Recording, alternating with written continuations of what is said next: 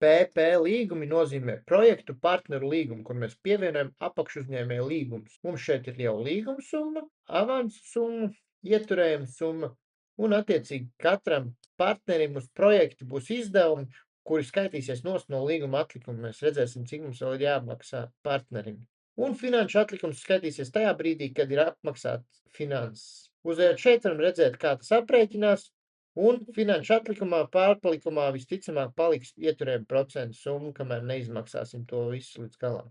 Līguma atlikums rēķinās pēc līguma summa mīnus pievienot izdevumu ar ieturējumu. Darba veida atlikums ir darba veida posma vērtība mīnus šī PP līguma vērtība. Pievienojam ļoti vienkārši, ievedam partneri, projektu, datumu, līguma numuru, summu, avansu procentu, ieturējumu procentu un veidu.